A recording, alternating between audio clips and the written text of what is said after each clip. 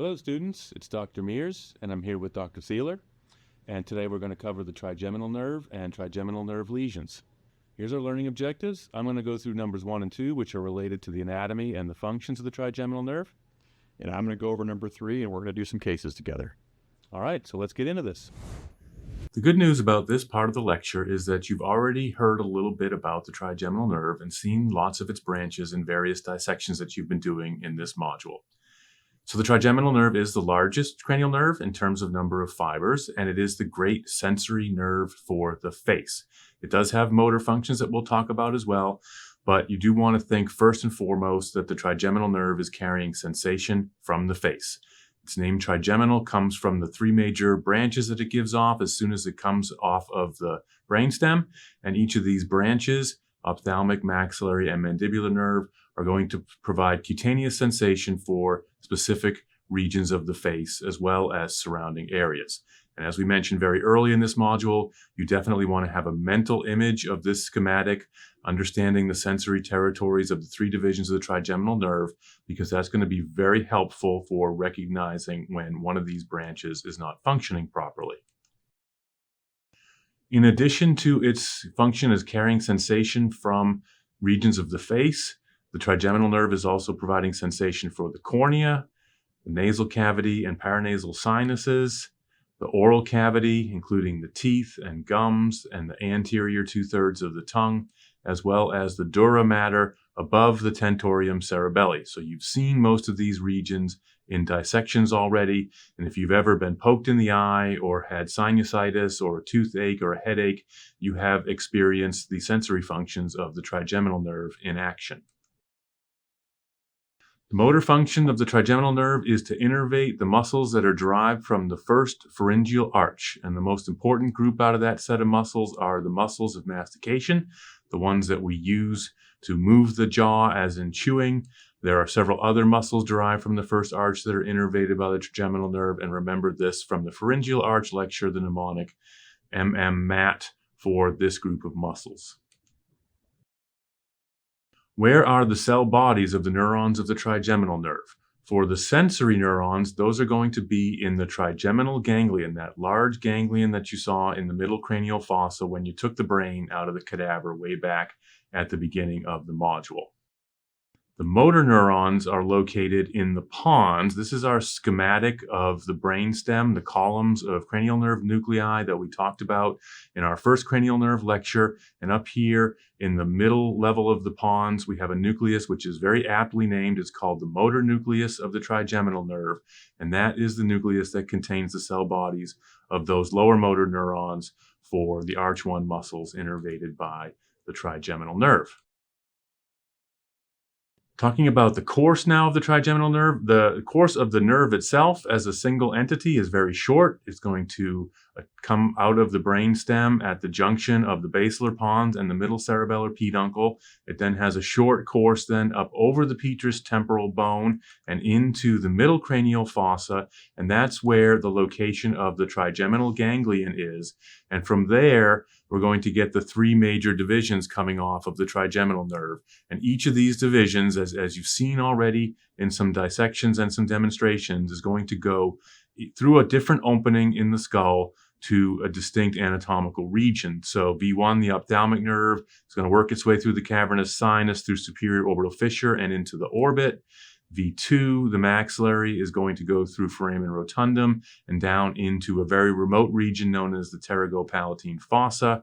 And then V3, the mandibular nerve, is going to go through foramen ovale to get into the infratemporal fossa. Now we're going to go through each division. And again, a lot of this is going to be review because you've seen the branches of some of these divisions in dissections and demonstrations that we've done recently. So we have some key points for each division that we'll go over. And certainly, first and foremost, you want to know the sensory territory on the face for each division, again, to be able to recognize when there's a lesion involving one of the 3 divisions. So for V1, the ophthalmic nerve, this is going to be entirely sensory. Its sensory territory on the face includes the forehead, the upper eyelid, and the cornea, as well as most of the nose and down to the philtrum of the upper lip. And then internally, it's also responsible for the frontal sinus and the anterior part of the nasal wall and septum. And so if you like embryology, and I know there's a few of you out there who do, this might look familiar to you from the pharyngeal arch lecture. These are the structures that were derived from the frontonasal prominence during development of the face. So V1 takes care of those structures from frontonasal prominence. So as you know from learning about the orbit and doing the dissection, once the ophthalmic nerve gets into the orbit, it's going to give off 3 branches, and the mnemonic for that is NFL, nasociliary, frontal, and lacrimal. It's the nasociliary branch that supplies the cornea for sensation from the cornea itself. And what you want to understand is that if you have a lesion of the ophthalmic nerve, sometimes this comes up on NBME type questions as well as in patients, you're going to lose sensation from the ipsilateral side of that sensory territory, including the forehead and the eyelid and the cornea parts of the nose. And because you're losing sensation from the cornea, you're not going to get a blink reflex when you touch the ipsilateral eye. So the pathway for the blink reflex is going to be covered in an upcoming lecture on the upper brainstem. The idea is that this is a test that works to look at the function of 2 cranial nerves, which are V1 as well as cranial nerve 7. So the ophthalmic nerve is the sensory portion of this reflex. So when we swab the eye, a light touch stimulus on the cornea, we're going to have the sensory information carried back to the brainstem by the ophthalmic nerve. And then the facial nerve is going to be the motor component, which is going to cause the response, which is blinking of both eyes. So naturally, if we have a lesion of the ophthalmic nerve, we're not going to have that sensory signal being sent to the brain. And when we touch the affected eye, we're not going to have a blink response. Now we get into the maxillary nerve. V2, also entirely sensory, and its territory on the face includes the cheek region below the eye, the side of the nose, and then extending up into the scalp, the anterior temporal region, and here the upper lip. Internally, it's doing the more posterior part of structures in the nasal cavity, the septum and the wall, as well as the palate and the upper teeth and gums. And so what you want to know about the maxillary nerve is it's going to go into the pterygopalatine fossa, and you'll be seeing the pterygopalatine fossa in a demonstration very close to when you watch this lecture, and it's going to give off its branches there in that fossa. And then after it does that, it's going to continue as the infraorbital nerve, which will come onto the face below the orbit here in the cheek region. So if we get a lesion of the maxillary nerve, we're going to have loss of sensation in all of these areas that it innervates on the ipsilateral side, to include the cheek region below the eye, the nasal cavity, and the upper teeth.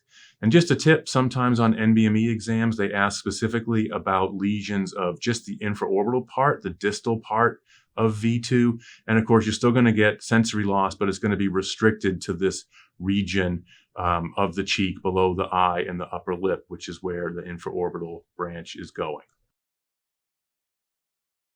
This is a drawing showing V2 and its course. And again, you're going to see this in an upcoming demonstration, but the idea is that once it goes through the foramen rotundum and gets into that pterygopalatine fossa, it's going to give off lots of branches. So some of those are going to come down to the pterygopalatine ganglion. They don't synapse there. They go right through it as a number of named branches, like these palatine nerves that you'll see in the demonstration. It gives off branches such as the zygomatic and the posterior superior alveolar nerve. Once it does that, it becomes the infraorbital nerve, which continues along the floor of the orbit and then out onto the face. And last but not least, we get into V3, the mandibular nerve. And this is the only division of the trigeminal nerve that has motor function. So all of those motor fibers of the trigeminal nerve are going to be coursing with V3 into the infratemporal fossa. So here's its sensory region. It includes the lower lip and the chin and the region around the mandible up into the temple area of the scalp and parts of the ear. Internally, it's doing the capsules around the salivary glands. So if you have mumps and you get swelling of that, the pain sensation is carried by V3, the lower teeth and gums, and of course the anterior 2/3 of the tongue. And then the muscles that it's innervating, of course, are those arch-1 muscles, most importantly, the muscles of mastication that you'll see in the demonstration of the infratemporal fossa. And so its branches are indeed coming off in the infratemporal fossa. We'll have a drawing of that on the next slide. And if we get a lesion of V3, of course, we're going to lose sensation in the territory of V3. So you'll recognize that region of the chin and the lower lip and the mandibular region. And because you're going to have loss of those motor functions, you're going to have trouble with the muscles of mastication. And that's going to manifest as the jaw deviating towards the side of the lesion when we ask the patient to open their mouth. And here's the drawing of the mandibular nerve after it comes through foramen ovale into the infratemporal fossa. It's going to give off two main divisions. There's an anterior division, which is mostly motor, small motor nerves for those muscles of mastication, and a larger posterior division, which is mostly sensory. The branches that you're going to see in the demonstration are, of course, the lingual nerve. You've already seen the distal part of that in the oral cavity. That's carrying sensation from the anterior part of the tongue.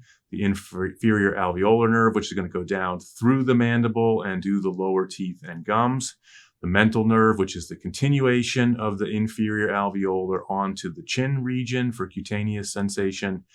Then we have the auriculotemporal nerve, which is coming off and going up into the temple region for cutaneous sensation in front of the ear. And then finally, you'll also see the buccal nerve, the only sensory branch coming off of that anterior division heading out towards the cheek region. So if you bite your cheek when you're chewing, that's the buccal nerve carrying those pain sensations. Let's finish up with some key points about the innervation of the face and bring in some things we learned from a previous lecture on the facial nerve. So if you are working with a patient that has signs of neurologic problems involving the face, you automatically want to think about these two cranial nerves, trigeminal and facial nerve. And if the problem is sensory, you want to think about cranial nerve 5 and its 3 divisions. So if it's the upper face, think you might have a problem with ophthalmic. If it's the middle of the face, that might be the maxillary. And most likely, if it's the lower face, that's going to be the mandibular division. And that will also give you the jaw deviation. If your problems are motor related to facial expression, you'll want to think about the facial nerve, cranial nerve 7. And remember back from that lecture, if it's the entire face, that's likely to be a peripheral facial nerve lesion, or perhaps a lesion of the nucleus in the lower pons. And if it's only the lower face and the upper face is working fine, you want to think that you probably have a lesion in the brain involving the corticobulbar fibers. So that's it for my part of the lecture. I'm going to turn it over to Dr. Theeler now, and he's going to cover some cases. Okay, students, now we're going to go over some cases to highlight the clinically relevant parts of the anatomy. Read through this case, think about it, look at the answers, and then when you're ready, go to the next slide, and we'll talk about the best answer for this question. So the best answer here is E, but let's go through the other answers and talk about why they're not the best answer. So a CT scan of the head will visualize the skull, will visualize the brain, but is not sensitive enough to image the trigeminal nerve. Doing a facial nerve electromyogram makes no sense, as we are not dealing with a condition of the facial nerve. Using a medicine to treat neuropathic pain, such as gabapentin, may help the patient, but we don't know what the cause is yet, and the patient needs some more workup to figure out why they're having the pain. D, doing a serum ESR would be the answer if this was an older patient over the age of 50 and you suspected a condition like giant cell arteritis, which does not fit within this case. So the best answer is E, an MRI of the brain with contrast. So what's the explanation? This patient has a presentation that is most concerning for trigeminal neuralgia, and you need sensitive neuroimaging to evaluate for an etiology of this presentation. Trigeminal neuralgia is a condition of pain in one or more of the divisions of cranial nerve 5, usually in V2 or V3, but can also occur in V1. The paroxysms of the pain are sudden, intense, and short, often described as electric or shock-like. Pain can often be triggered by relatively innocuous stimuli, like I'm touching the face, or I'm swallowing food or liquids. The exam may be normal in patients who have trigeminal neuralgia. If you do have abnormalities, they will be in the distributions of either V1, V2, or V3. On a neuroimaging, you are focusing on where the trigeminal nerve is located in the skull. And so the trigeminal nerve leaves the pons and travels through the prepontine cistern. And it's circled in red in the MRI picture in the top right. So for our case, there really are two possibilities. And so this patient could have blood vessels surrounding and touching cranial nerve 5 in the prepontine cistern. This would be consistent with the diagnosis of classic or primary trigeminal neuralgia. Primary is probably not the best term, as it is secondary to vascular compression. So classic is probably better terminology. Another important consideration in a young patient who presents with trigeminal neuralgia is the possibility of multiple sclerosis. So if a patient has an inflammatory demyelinating plaque at the nerve root entry zone, which is the place where cranial nerve 5 leaves the pons, patients can have a presentation otherwise identical to classic trigeminal neuralgia. Something else to look out for is if patients have bilateral trigeminal neuralgia because they have lesions at both nerve root entry zones, that can also be a presentation of a multiple sclerosis. Mass lesions of the trigeminal nerve are another potential cause of trigeminal neuralgia. Think of a schwannoma involving the trigeminal nerve anywhere along its course. Back to case number 1 with another question. So pause here, read through the question and read through the answers and give your best choice. So the answer here is C, but let's go through all the answers. So doing a surgical neurovascular decompression is something that's considered for patients with trigeminal neuralgia after they've failed medical management. An implantable nerve stimulator, again, this would be something far down the treatment pathway for any type of pain condition and would not be the upfront treatment. Injectable sumatriptan, so this would be a reasonable answer if this patient had a migraine. This would be a reasonable answer if this patient had a cluster headache. But this patient has nothing in the history to support either of those primary headache diagnoses. And of course, we have imaging evidence of vascular compression. High flow oxygen, again, this is a specific treatment for cluster headache, and this patient does not have a cluster headache. So the best answer is C. So why is that the case? And so again, this patient has vascular compression of cranial nerve 5 in the prepontine cistern. The theory is that this vascular compression causes abnormal or what's called ephaptic transmission of nerve impulses, where the pulsation of the artery is transmitted to the nerve, which gives off abnormal pain signals. And so the first line treatment for classic trigeminal neuralgia is to use sodium channel blockers like carbamazepine or oxcarbazepine. Surgical treatment is something that's considered if the patient fails medical management. So a new case, pause here, read through it, and then go to the next slide. The most important part of the screening neurological exam for this patient will be the cranial nerve exam. And so there are some interesting findings. So this patient has some double vision and has hyperdeviation or elevation of their left eye in primary gaze. This patient tends to want to tilt their head towards the right, and this improves their double vision. When the patient tilts the head towards the left, the double vision actually gets worse. And so this pattern on the oculomotor exam is consistent with the left cranial nerve 4 palsy. And of course, the findings on the cranial nerve 5 part of the exam are consistent with the left V1 distribution neuropathy. So let's talk about localization of this case. And so this patient has left cranial nerve 4 and a left V1 neuropathy. Can you localize this to a single place in the nervous system? And so there aren't any motor findings involving the arm or legs, any coordination deficits, or sensory findings of the arms or legs that would put this into the brainstem. And you also have to remember that the nuclei for cranial nerve 4 and cranial nerve 5 are not that close together. Now, it is possible to have a lesion along the course of the cranial nerves external to the brainstem that could potentially explain this presentation. And let's talk more about that. So here would be a good synthesis statement to summarize what's going on with this patient. So where can you lesion cranial nerve 5 in its course as it goes through the skull base? So this was also discussed in Dr. Mears' portion of the lecture. So after cranial nerve 5 leaves the pons, it has a course through the prepontine cistern, then through the cavernous sinus, before it separates into V1, V2, and V3 distributions and goes into different foramina. So if you have a lesion in the subarachnoid space of cranial nerve 5, you will have an isolated cranial nerve 5 sort of presentation, very similar to our first case of trigeminal neuralgia. Always remember that the V3 branch is going to exit first and is actually going to leave the skull before V1 and V2 reach the cavernous sinus.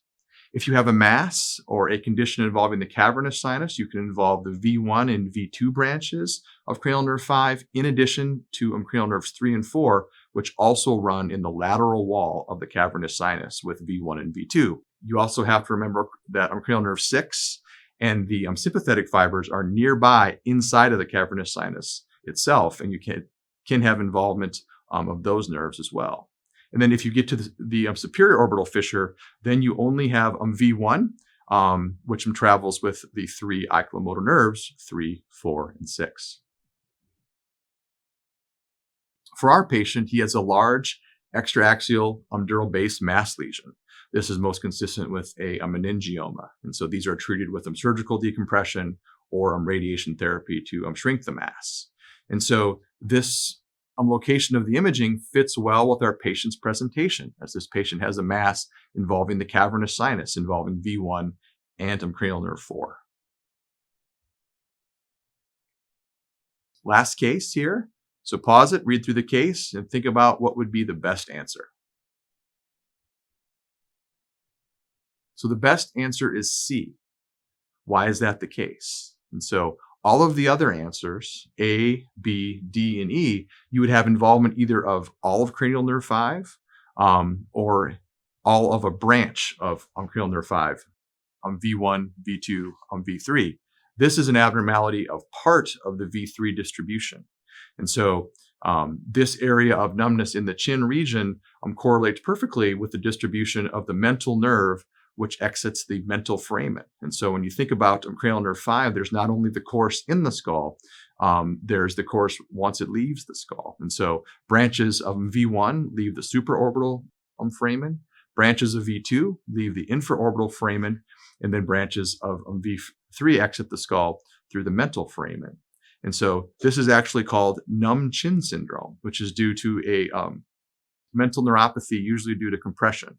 And patients who have a metastatic cancer, prostate cancer in men, breast cancer in women, can have a mass at any one of these foramen and present with an isolated trigeminal neuropathy of only the most distal trigeminal nerve branch after it leaves the foramen. Thanks for your time, students. Please contact us if you have any questions. Our contact information is listed on your screen. Thanks.